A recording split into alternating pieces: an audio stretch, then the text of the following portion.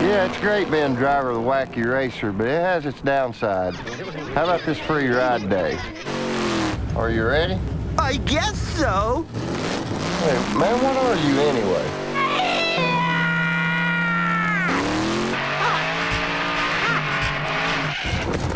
Hey, Greg, that dog's got some weird fluid leak. Hey, look at me, mamacitas. Are you sure this is safe? Is this speed legal? Let me out of this thing. Whoa!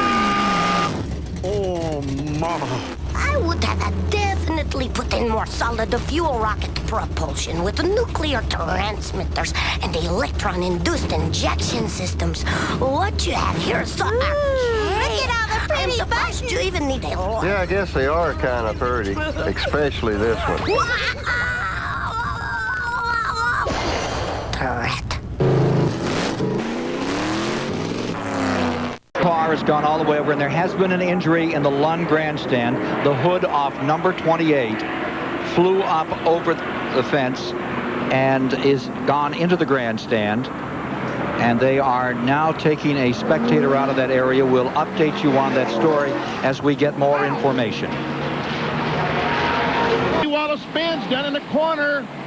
In turn number 2, Wallace is down to the inside of the racetrack. I think another car made contact with him. Caution flag is out. And Rusty Wallace has a setback here in the early going. Does not lose a lap, but will have to fall into the rear of the field. Tough right now. He will have to start 43rd. We were talking about Ricky Craven having to start 43rd. Now it's Rusty Wallace that's got to go back there. Don't believe there's any damage to his race car. We saw it go by here. It didn't look like it was too much. There is the car that had contact with him. That's not the car that had contact with him. Okay. We see the damage back on the left rear quarter behind the left rear tire. Ricky Rudd is the fellow who made contact with Rusty Wallace. And Rudd is making a pit stop. Yes, it is. Here he comes in. We see the damage to the right front. You see Hamilton goes by Rusty Wallace. Ricky Rudd tries to follow him through, and there's the contact. So that'll mean Rudd will have to go to the back of the field, too, when he comes out of the pits. And from a different angle, there you see that contact has already been made. Rusty is sideways. Boy, I tell you, we're so fortunate. All these cars this early in the race, and the back up top real quick. Look at this. Kyle Petty told us, was it in Daytona, that every race driver experiences this once in his life. Wow. And I'm sure this is one of many times that Morgan Shepherd is experiencing. How in the world does he see? He's still going. And why is he still going? They're giving him black flag. Well, he can't see that. I guess he's just guided by the stripes on the racetrack. Is that it? I suppose. I guess he hopes that NASCAR will throw a caution flag for some reason, but you know, he's really got problems because that hood is just not going to fit. Man, oh man. Meanwhile, the 31 car showing some damage there on the rear end. I think that's what happened to Morgan Shepherd, that he ran up on him and hit him, and it knocked the hood pins loose on Morgan Shepherd's car and caused him to come up. Now he is coming into the pits. Finally, Shepherd comes in. And we see the damage to the front of the nose of the Pontiac where he ran in the back of the 31.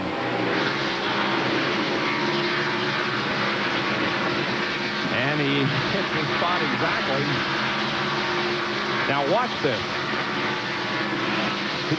He had hit the 31 car in the back, and I guess it shears some of the hood pins, and zap, it goes up. Bill Weber? Well, more happened here coming up. Oh, and a car in the wall is Ernie Irvan. Is there a caution? There will be, I'm sure. Yes, the caution is out. It's going to be a race back to the line. Jeff Gordon will be back on the lead lap, but who's going to get back here first? Would it be Dale Jarrett or Rusty Wallace? This could be the end of the race. 7 laps to go when they come around. Oh, they've got Ernie right there in front of him. Here they come off the corner. Rusty goes low, Jarrett high. Who crossed the line? Oh, and Jeff Bodine was right there also. He was in the mix as well, and Jeff Gordon now is still a lap down. I thought Jarrett got to the line first. Of course, naturally, I'd see it that way. Well, I did too, Ned. Some pretty heavy contact to Ernie Irvan's car. Yes, that car is blocking the entrance to the pit area off of corner number 4. Tough break for Ernie, running in the 4th position. Had run a great race all day long. Watch this.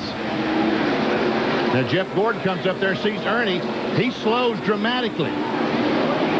And here comes the leaders. One on the outside, one on the inside. And one in the middle. And one in the middle. Jeff Bodine didn't have anywhere to go. At the line. I don't know. That's close. It's pretty hard to call from that angle. I expect NASCAR's going to... It is Jarrett. It's Jarrett in front, and Gordon is now a lap down.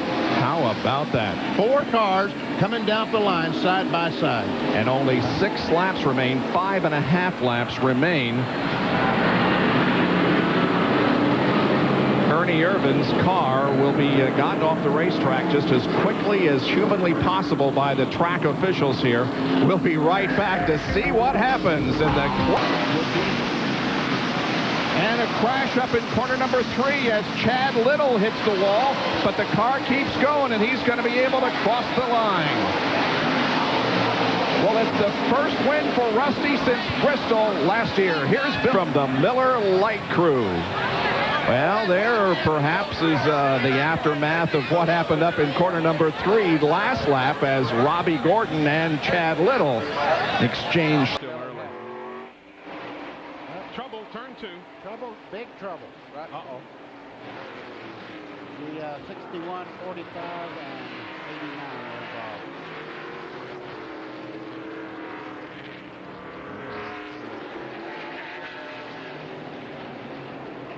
All right. I've got it.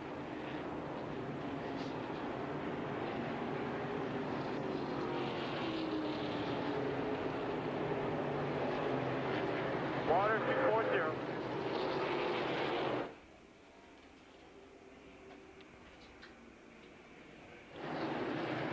There you see the problems that Mike Olson in the number 61 has to bring out the caution. Here's what happened in turn number 2. Come off turn 2. There you see Johnny Chapman getting loose and right in front of Greg Sachs and Mike Olson. Mike Olson. Yeah. And there you see the reason for the first caution flag of the afternoon. That man, Olson, is from the north, keeps his equipment at Bobby Dotter's shop here in the Carolinas. Bobby is here assisting as a, not so much crew chief, because he has his northern crew with him, but more of a supervisor, if you will. And there you see the Hunter Specialties group going to work on Greg Sachs's machine, who just couldn't get it wound down in time to avoid the accident. We are coming back. More from Hickory. It's still early. We'll be right back. He spins in turn 3. He said that Harry Gant won that day, and Trickle said, I came home in second. It's still green as everybody goes, as you see, beneath Joe Bessey, but caution is now being displayed. Bessey unable to move, and caution is on the speedway as Joe Bessey spins in turn number 3. Caution at lap number 62. We'll take another look and see exactly what happened, fellas, buddy. See Joe Bessey right there. There's a little contact down the front back straightaway there. You see Hermie Sadler, whoa, just barely gets under the bottom side there. Looked like he and Mike Dillon, like you say, we saw smoke come up. They had touched, obviously, and there's the crew now. Oh, and spins in front of them. Up into the wall goes Tim Bender. Caution is on the speedway. Bender in 28th position, just ahead of that battle we were watching. Boy, that car has a lot of damage to the rear there, and I can see some fluid coming out of the back of the car there. Hopefully it's water and not fuel. So caution on the speedway, 4th time. It comes out at lap number 78. And watch it again from Phil Parsons' car. We were riding with Phil. Watch what happens. Oh, got side by side with another machine there. Johnny Chapman, the 89. It was Chapman who got into the corner with Chapman. And that, or at least with Bender, I should say. Chapman and black flagging the 72. You're running it too clean. Oh, bang, bang, bang. There he goes. That's what I wanted. Not a baby. He's digging. Get your rhythm now. Do you hear that guy say you're running him too clean? Yeah. Whoa, whoa, whoa, whoa. A big-time Pam Jam. Oh. Good.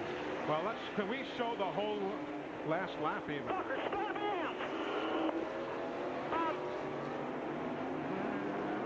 Say that. No. Be cool. Here comes Stevie Reeves, who just couldn't avoid him, and caution is on the speedway.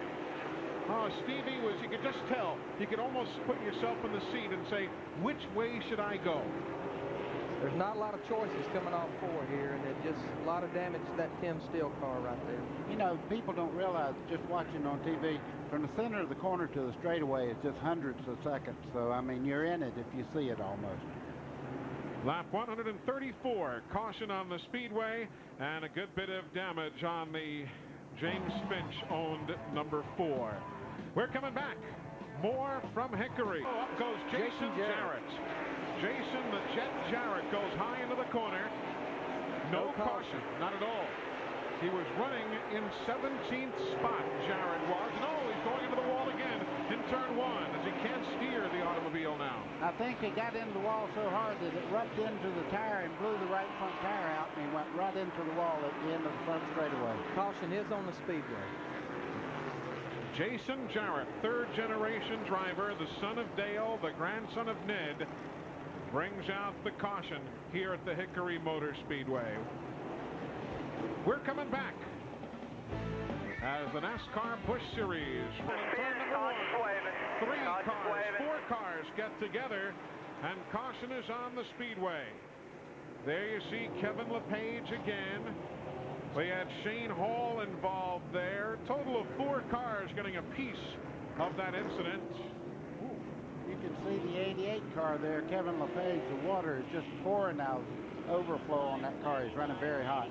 And you know, people's probably wondering why water is running out below the windshield. A lot of times that's where they'll run the overflow hose. And one good thing about running it there is if the driver's not looking at the temperature gauge, which would be hard to do here, he can see the water puking out that overflow hose right there on his windshield.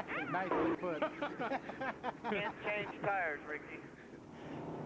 And there you see the pit stop now for LePage and for Jerry Robertson again. Let's go to Kevin LePage's in-car camera, see what it looks like now out the rear. First off, come down the front straightaway into turn 1. You saw Glenn Allen break loose trying to avoid. Eli, he got hit severely from the back. Glenn Allen really got turned from behind. That's what really started the wreck. Mike Dillon also involved in that incident. There you see the work being done on Glenn Allen Jr.'s automobile, David Ift and the crew. Trying to get that rear bumper off. I mean, he really got slammed from behind. You can see. Flat laps we've had, that screen had already started to come off. It was about to fly off, and it came in a stop, and then we got to spin in turn 2. We do, as Buckshot Jones goes around. Jeff Green was right there with him. Caution is on the speedway. Lap 217. Oh, there goes that faulty windshield wiper deal again, but it looks like not a funny situation, though, for Buckshot. Eli, that spin started 3 laps ago. You can see Jeff Green hammering just a little bit on Buckshot Jones there in the 00. Finally, it was deadly. Here it is again. Let's go back a few moments. There you see they come down the front straightaway. Jeff Green gets to the inside of Buckshot. There you see Elton Sawyer in front of Buckshot. Jeff gets under him. Buckshot kind of just come down on him right there. Jeff So there really wasn't no place for below Jeff to the go. yellow line there. He had the left side wheels all the way under the yellow line. Up into the wall goes Tracy Leslie this time. To the stripe. Phil cannot get the lap back. And we are under caution. There are the Lysol colors for Tracy Leslie in the wall, lap 232. Phil Parsons tried to stay only 1 lap down, couldn't do it. He is again 2 laps in arrears as LaJoie beat him back to the stripe. Caution number 14 of the afternoon. Still have a lot of racing to go. We're only at lap 233 of 300. We'll be right back. No caution, keep digging. And there is Tim Steele spinning around in car number 4 off turn 2. Now caution is coming out. Tim had moved up to 18th from his 21st starting position, so he picked up a few positions. And there is some damage to the left front. Just, I guess, slight damage with the nose of the car. And I'm told that Tim Steele is going to drive the 4 car the remainder of the year for James Finch. There's Carl Simmons waving the caution flag, and there's the damage on the front of the HS Dye Simlink Chevy Monte Carlo of Tim Steele, a car owned by James Finch. There we see just a little bit of contact between the 34 and the 4. And around goes the 4. And the roof flaps work like a champ. And when the car was turned backwards, those roof flaps came up to help keep the back end on the ground. Here it is. Here it is again, coming off of turn 2. Just a little bit of a tap from Mike McLaughlin in car number 34. And around he goes. He tries to get it stopped before he gets to that wall, but can't quite do it. There he makes the contact. He was running in 17th position, the defending and two-time ARCA Series champion. Had that great run at Las Vegas. Last week finishing 5th in his initial ride in this Chevrolet owned by James Finch. And now they will bring the car down pit road to Johnny Allen and the crew to see if they can try to repair some of the damaged nose on that Chevy Monte Carlo. Looks like the front end is knocked out of alignment. Let's go to Kyle Petty. Yeah, he's brought it to a stop here. The left side tires are flat. I can't see the right side, but right side's got to be down because they're trying to pick the car up. That's the one thing Johnny told them before they started over the wall. We're going to have to pick this car up. They're going to change right side. The front drove in pretty hard. It really doesn't look like he's hit with anything other than just the front end. The wheels seem to be the same. The steering wheel, it looks like the steering wheel's the same. Down to Bill Weber. Now watching experience on pit road. Jeff Green is in. Mark Martin right in front of him. Oh, we got a crash on the back. All right, now go hard. Get you a couple. Caution out. That's Jeff Krogh out of Idaho. Young man whose birthday was yesterday. He celebrated his birthday by crashing in happy hour yesterday on the NASCAR Busch Series. Had to go to a backup car. This is a backup car. What a nice young man he is. Brother Mark. And we might see the reason why he spun out in this. See on the left rear quarter that black mark? Mm-hmm. Looks like he might have had a little help there, doesn't it? Looks like a right front tire to me, rubbed up against the left rear. That left side roof flap is still up on the 56 car of Krogh. There we see, here's the fellow we're talking about, Jeff Krogh, as the come off the corner. And I don't know if he has some contact with that car behind or not. Oh, there's where we might have the contact right there as he almost backed into another car. And moments ago, right in front of the leader, take a look at what happened to Tim Bender. And now again the 17 slides, and the caution will come out. What a tough break for Todd Bodine, the points leader. And Jeff Green had committed himself to come down pit road. Jason Keller was in the pits when the caution came out. That's a tough break. Now, Jeff Green will come out this okay, excepting he loses some positions. But Todd Bodine and the car number 57 are going to be hurt by it. Now, a couple of laps ago, here's what happened right in front of the leader. Watch the car number 17. There we see Tim Bender come off the corner, hits the wall. There we see the leader is right behind him. That's Greg Sachs on the inside, the green and yellow car that goes by. Now, as we were trying to see that a moment ago, this happened live going down the corner. When Jeff Burton goes up and tries to go by the 17 car, he goes up, gets the car loose, and around goes Bender, and that's the reason for the caution flag. And one more angle to that second spin for Tim Bender, who was our pole sitter at Atlanta a couple of weeks ago, right in front of Jeff Burton, right behind the car number 17. And there we see Bender try to get out of the way. When he does, he goes up the hill. When he jerks the car back left to go around the corner, he loses the back end. Around he goes. And not a lot of damage other than his pride and the 4 tires. Well, third caution flag today. Turns out to be a break for some of those guys who wanted pit stops and wanted to change tires, but was not a break for a couple who had just come on the pit road, including our point leader, Todd Bodine. There's a Tim Bender car coming down as the leaders now make their way to pit road, led by Jeff Burton. 4 was what brought the caution out a moment ago. The 80 car, Mark Krogh gets a little bit of tap from Tracy Leslie, goes up, slaps the wall, keeps it up there, but meanwhile, cars start backing off the gas, hitting brakes behind them. Dennis Setzer comes along in the 43 car right there, gets bumped, believe it or not, by Jeff Krogh, Mark's brother, which spins the 43 car up. And Dennis Setzer does a whale of a job to get that Lance car spun around, turns the wheels back one direction, gets the car stopped. I thought he'd hit the wall, but it didn't. Yeah, it didn't hit a thing. Hit the wall hard. Great job by Dennis Setzer.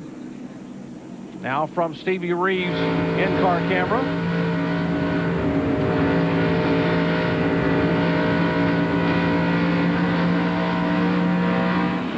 I think that's how he got it running. Here's a crash. Up in turn 1. 45 car of Sachs. There we see Elliott Sadler, the 29 car, the pole center. He's involved. And Mike All right, Sandy, we got the left front, and And caution for the 6th time. There come the leaders flashing by. There is the Greg Sachs car. The Hunter Specialties car owned by Mike Laughlin. Sustaining some damage. A 29 car also involved of Elliott Sadler, who was the pole sitter. And watch the 36 car. Yellow car right side of your screen. There to see the 29 and the 45. Looks like they're going to make contact. Yep, the 29 drifts up the hill, just touches the 45.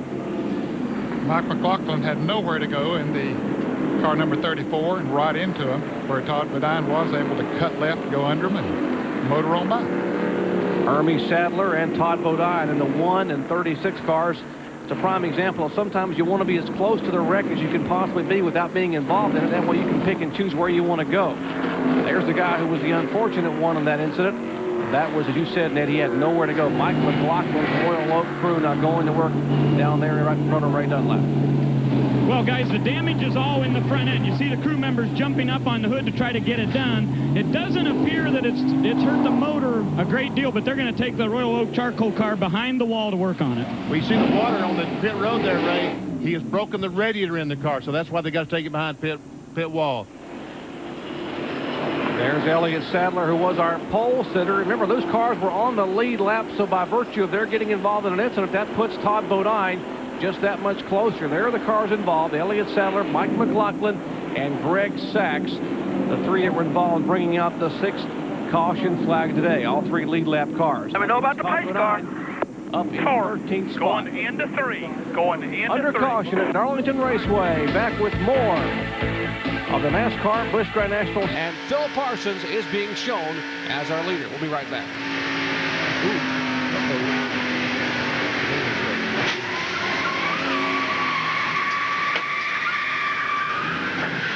Well, somebody's on fire. Yeah. I know it. I just mentioned Dennis Setzer. That's Elton Sawyer's car that's still sliding. Knocked the left front wheel off and it knocked the oil line off of it. He almost got on the side. He hit a car that was coming down across the track and got way up. Dennis Setzer hit that guy a ton down there. Okay. Is having a briefcase. Just put the curse on him. Here's Nemechek coming back the wrong way. I'm told 00 was the first car to get out of shape. I think that's right. Yeah. Okay, all right. This is number 1, Slav. Okay, well.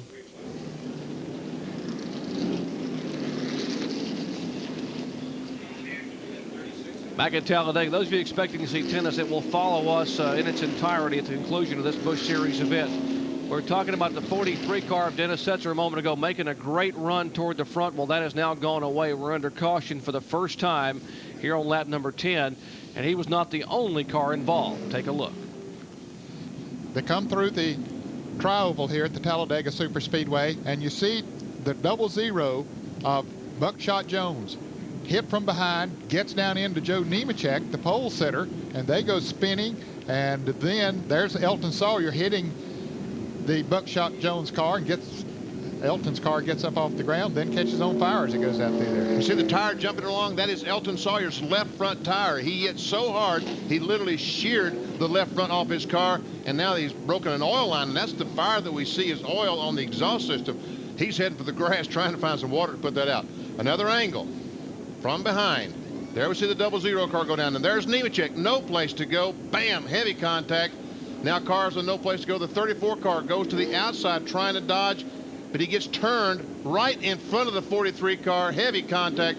There's Elton Sawyer's tire that I was talking about. That's a tire, spindle, everything.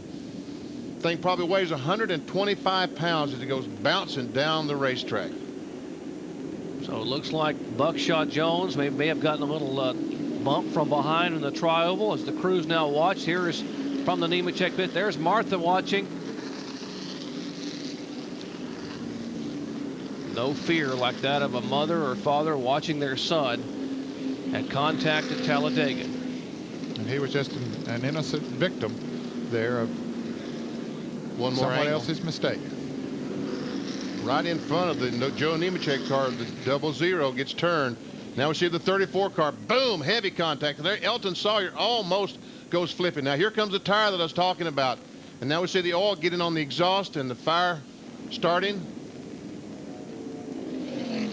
And then we see Jimmy Foster also spinning down. That's Jimmy Foster's car right there. He was right in the middle of that deal. And now we'll take a look at it from Joe Nemechek's vantage point, where he had nowhere to go.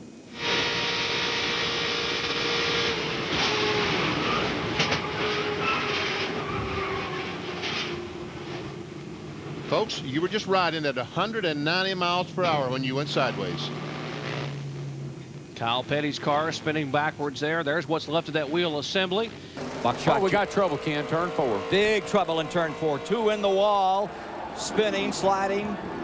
Most of them getting through. Everybody getting through, but 2 have been collected. Ernie Irvan's one of them in the 4 car. And Kevin Simmons, the rookie in the 08.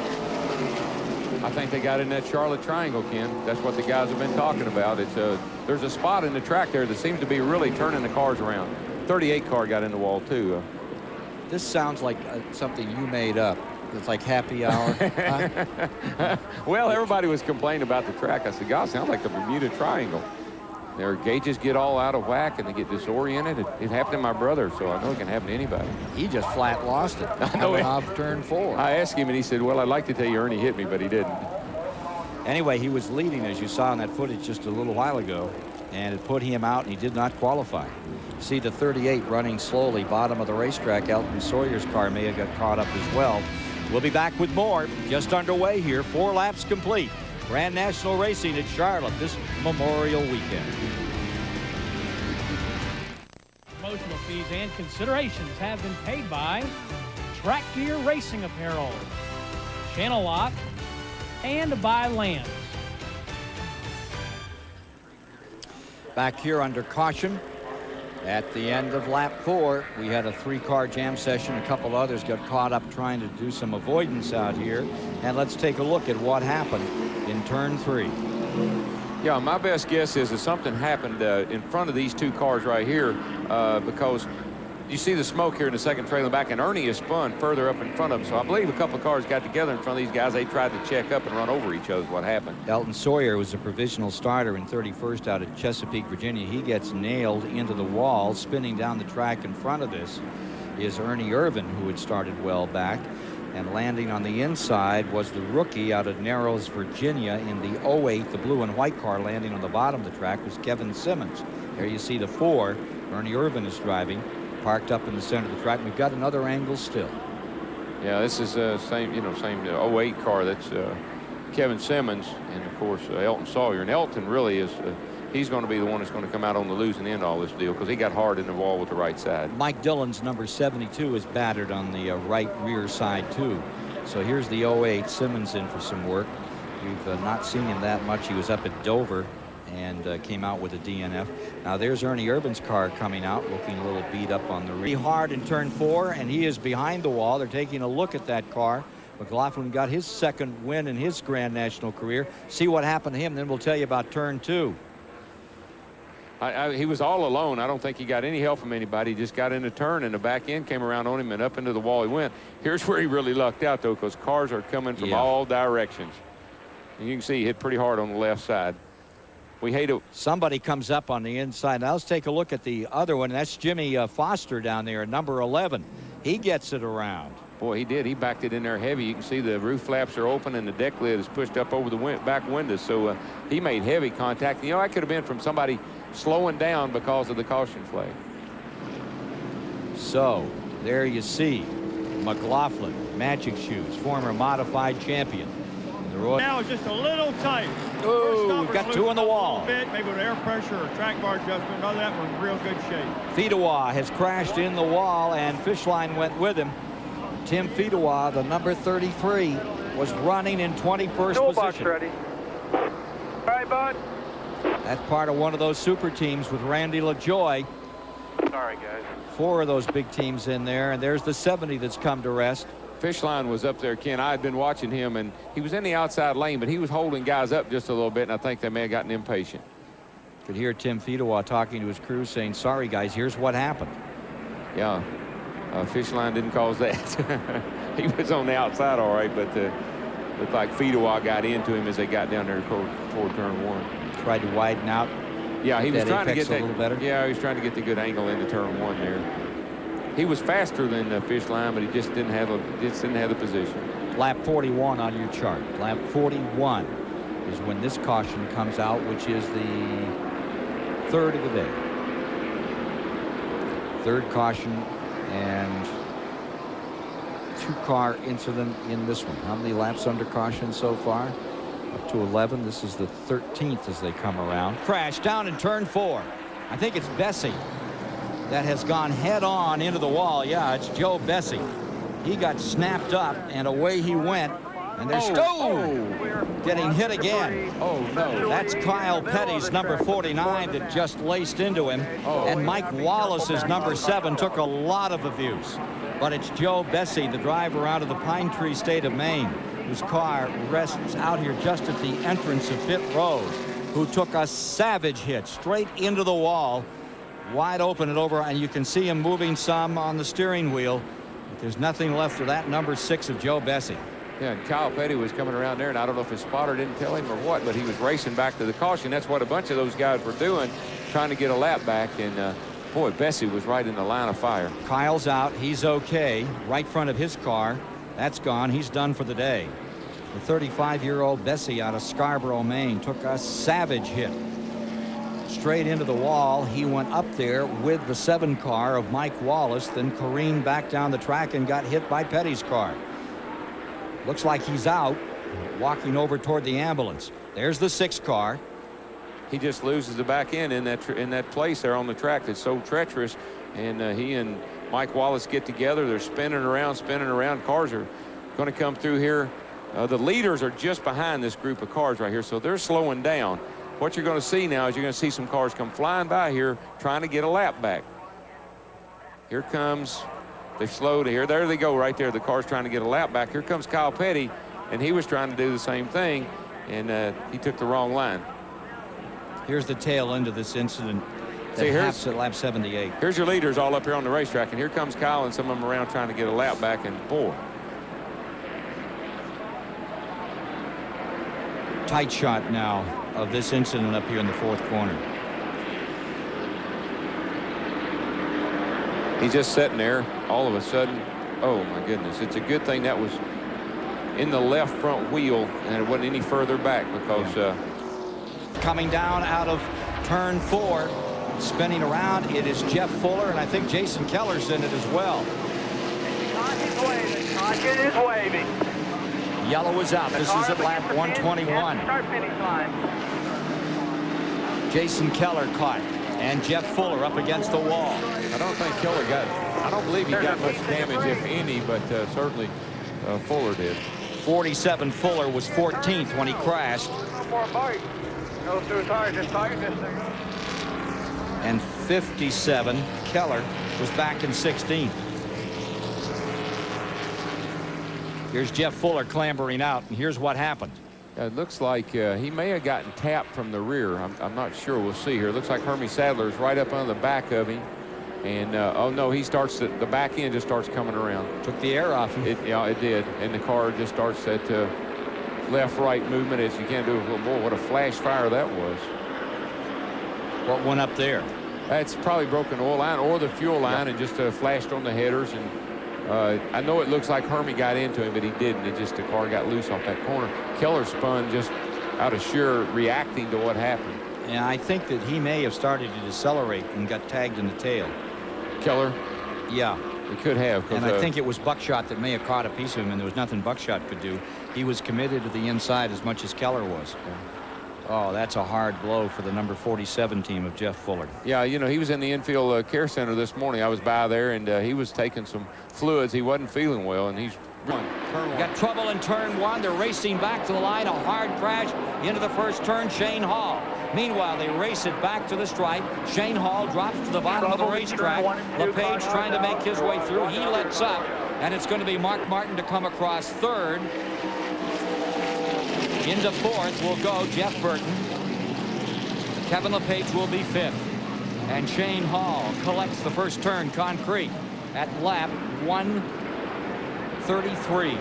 Steve Park and the 28 car, Jeff Purvis and Shane Hall came through here and they got together. Watch this. Here's Park down on the inside. He and Shane Hall, they make some contact right here. A little more. Now the 28 car is Jeff Purvis. He dives underneath Park right here. And I think Park ends up hitting. Here's Shane Hall. Here's Shane Hall. in. Yeah, there you go. Yeah, you had that double tap up in front, but Shane got hit further back. It might have been the 63, Elton Sawyer. Whoa. Actually, the 63 is Tracy Leslie. Yeah. Anyway, that started back here coming out of turn 4. They started rubbing up in front. They got in trouble going down into turn 1. Jam session in turn 1, and that brings out the 6th caution of the afternoon. We're at lap 135. Denny Allen in the number 65 also hard into the wall as many of those trucks tried to slow up to avoid Mike Bliss. You see that a lot, especially at a place like Bristol, Ray. The initial wreck happened, and then all the guys in the back, one guy slows down, the other guy can't quite get slowed down, and he runs in the back of him. We had 4 trucks involved in the wreck after the fact. Mike Bliss hit the wall very hard on the front straightaway, right about the exact same location that he hit it last year and got up on his side. Here he is. He's caught on the outside. He got a little bit loose off the corner. He overcorrected. The thing turned back into the wall, and I think it cut down the right front tire. That's where they're in the pits right now, changing the right front tire. So trouble for Mike Bliss and the Team ASE truck here, number 2. And they're looking at the right rear there, Phil. Maybe some damage. You notice the cement mark from the right rear, so he definitely got on the wall with the right rear, too. That could have been to rear end housing, could have been a trailing arm. So we'll have to see what happens to see if they can get Mike Bliss back on the racetrack. 4th in the points coming in here, just 60 points back, so it is desperately important for him to get back in the race, but he has lost a lap. I don't know if that's if they made him stay in the pits because he changed the right front tire. I don't know if that was a penalty or if he just took that much time to change that. 3-time winner last season, Mike Bliss, in trouble early here at Bristol. Inside right now, we've got the camera, and we'll take a look at what Mike Bliss saw. Here he is going down the backstretch, going into turn 3 on the outside. Here he's back in the throttle hard. Dan Press on the inside, the Spears truck, and boy, he just got it a little bit loose. There he saw the truck getting loose, and he turned right to catch the thing, and it turned right back into the outside wall.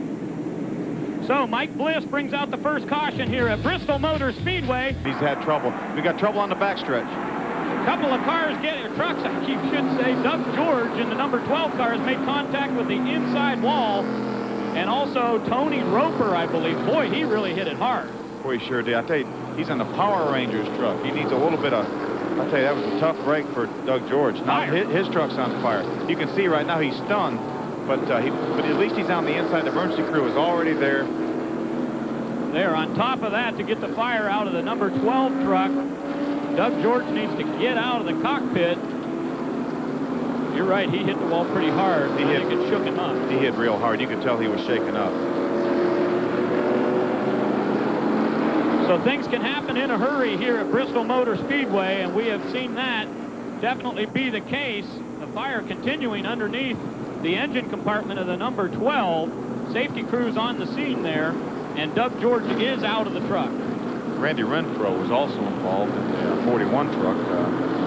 Ironically, Jimmy Smith with Ultra Wheels also helps him. So Jimmy's 2 trucks that he's involved with have had trouble already tonight. Yeah, I need to correct myself here, folks. It was not Tony Roper. That was Randy Renfro that was involved there, but those trucks all have continued. But it looks like the night is done for the number 12 team. Well, you may be wondering why we got to such a fast start here at Bristol. All afternoon they have been talking about possible showers in the area, and NASCAR said, let's get this truck race started right away.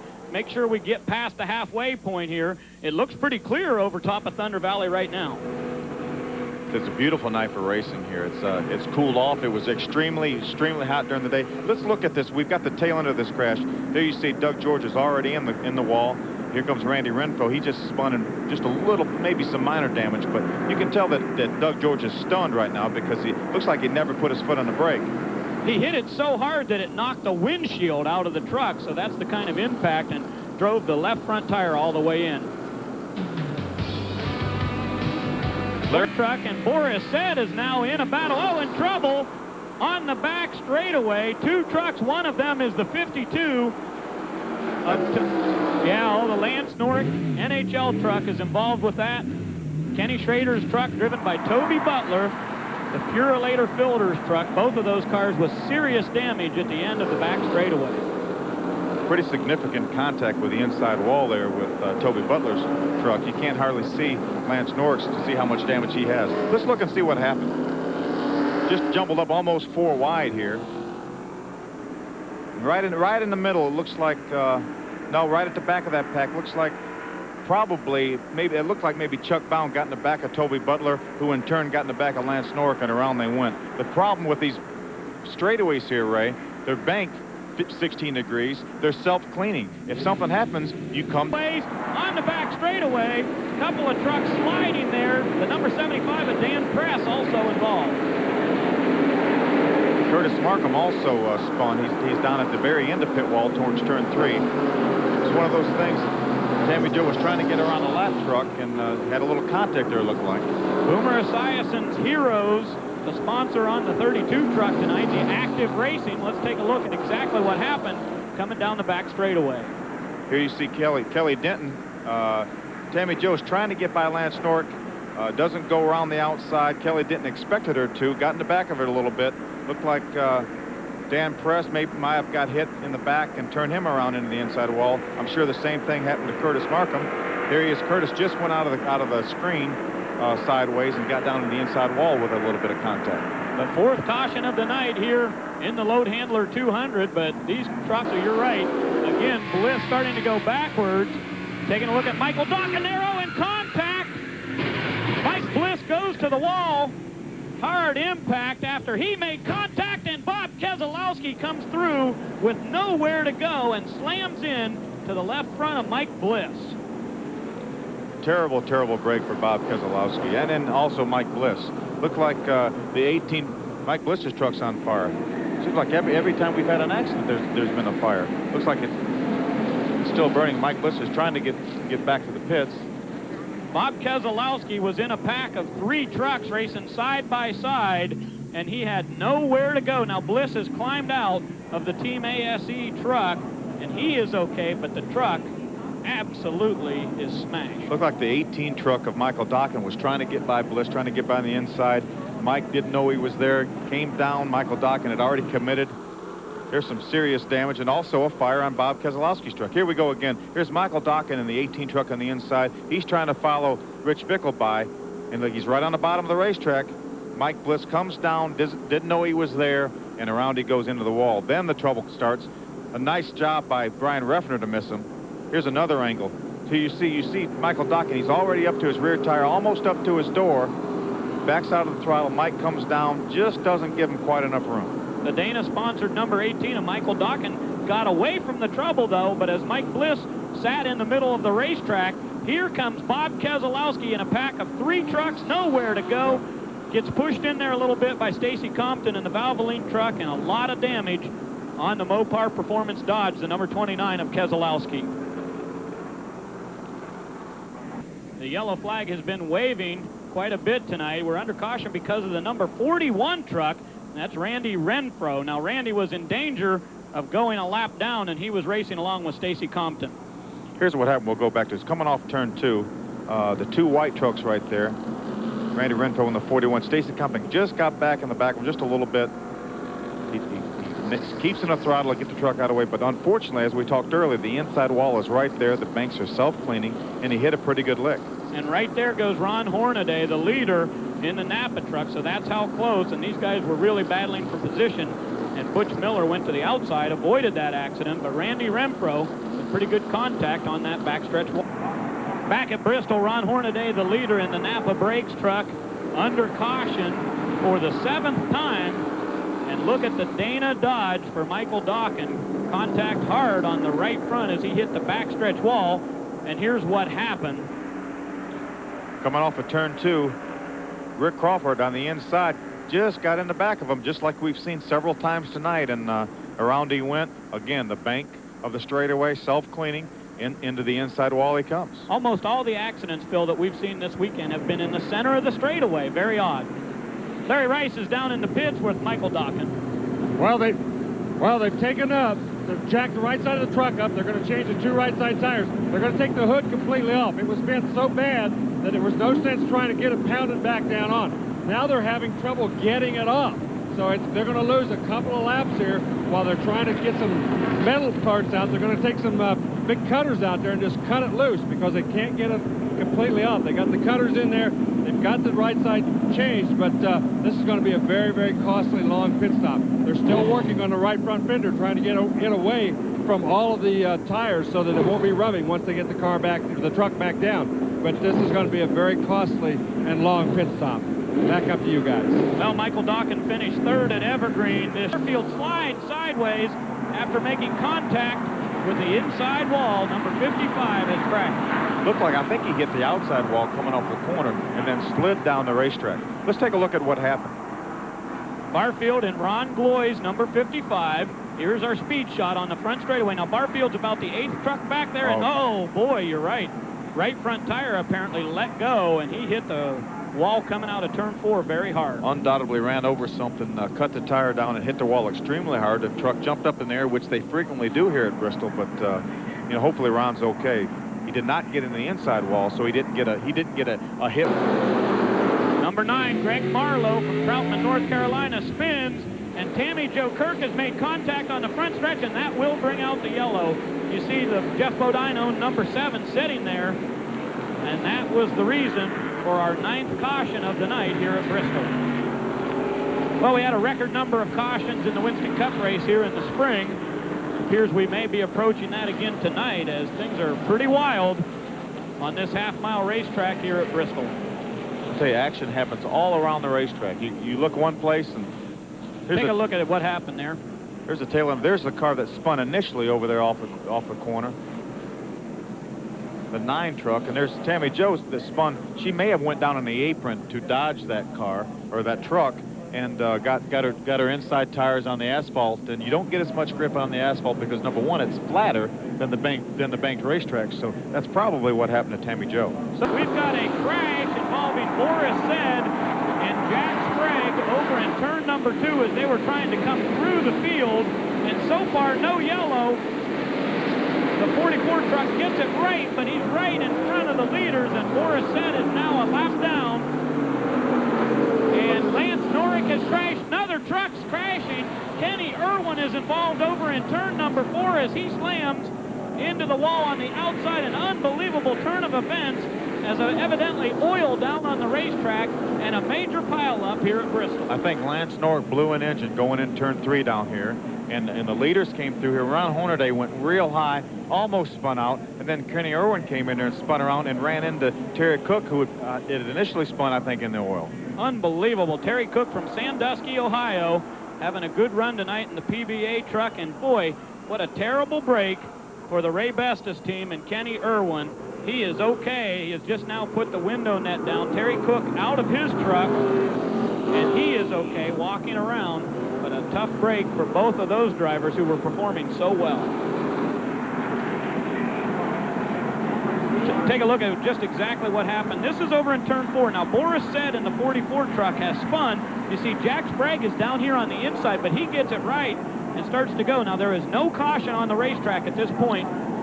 See, right now, Boris Said is off the racetrack, but to get going, he pulls on the racetrack. Ron Hornaday actually went by him on the apron coming off of turn 2. So at that point, Boris Said had already gone a lap down. And then the big pileup happened at the opposite end of the speedway, where Terry Cook made significant contact and Kenny Irwin had absolutely nowhere to go. There you see Terry Cook making the walk to the infield care center, which is mandatory. Which I think the accident that happened over in turn 3 and 4 had nothing to do with what happened to Boris Said and Jack Sprague over in turn 2. Absolutely. So a wild night here at Bristol Motor Speedway. This place can reach out and bite you. The 10th caution on lap 166. Boris said now a lap down in the number 44. Hornaday has been your leader all night long.